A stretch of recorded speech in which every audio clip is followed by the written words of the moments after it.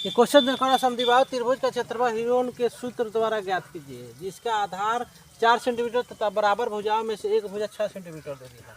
तो हम ऐसे निकाल लेते हैं, एक त्रिभुज बना लेते हैं, समद्विबाहु त्रिभुज ए बी सी। ये समद्विबाहु है तो इसको दो बराबर भागों में बांट लेते हैं। ये 4 सेंटीमीटर, ये 6 सेंटीमीटर दे दिया है, तो ये भी क्या आ जाएगा 6 सेंटीमीटर। इसको हम पहले लिख लेते हैं, ए इक्वल टू 4 सेंटीमीटर, बी बराबर है, इसको बी मानते हैं तो 6, और सी बराबर 6 सेंटीमीटर। इसको हम पहले क्या करते हैं, त्रिभुज का यानी समद्विबाहु त्रिभुज का समद्विबाहु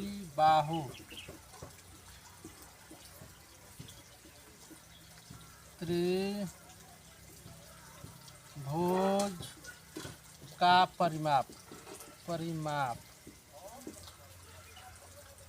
ये हो जाएगा S equal to A plus B plus C by 2। इसको हम यहाँ से लिख लेते हैं, 4 + 6 बटा हो जाएगा 2, यानी 4 ए का मान है, 6 बी का मान है, और 6 सी का मान है। इसका आगे हम हल कर लेते हैं, तो 4 6 6 12 4 16 बटा 2, यानी कट जाएगा तो 8 सेंटीमीटर जाएगा। यानी एस का मान निकालेंगे कितना, 8 सेंटीमीटर स्क्वायर। अब निकालेंगे कितना, त्रिभुज का क्षेत्रफल,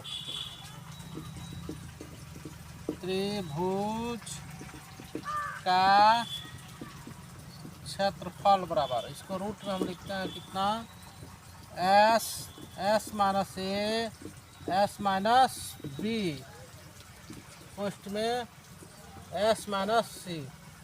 इसका आगे हम हल कर लेते हैं, एस का मान दे 8 सेंटीमीटर, तो 8 माइनस ए का मान 4 सेंटीमीटर दे दिया है, और 8 माइनस बी का मान 6 सेंटीमीटर दे दिया है, 8 माइनस सी का मान 6 सेंटीमीटर दे दिया, यही दे दिया। इसका आगे हल कर लेंगे, 8 रूट में 8, इसको गुणा करेंगे, 8 में से 4 गया तो 4 गुणे, 8 में 6 गया 2 गुणे, 8 में 6 गया तो 2।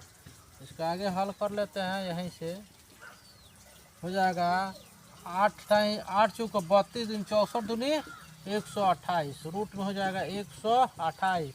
इसका हम वर्ग निकालते हैं, देखिए वर्ग कैसे निकालते हैं, 128 का हो जाएगा 6 दूनी 12 4 दूनी 8 3 दूनी 6 2 दूनी 4, 16 दूनी 32 2 कम 2 16 दूनी 32 8 दूनी 16 4 दूनी 8 2 दूनी 4 2 कम 2।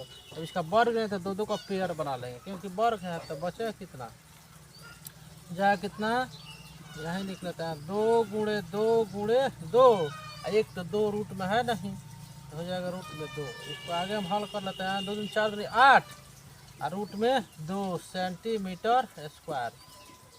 ये इसका इस सवाल का आंसर हो जाएगा।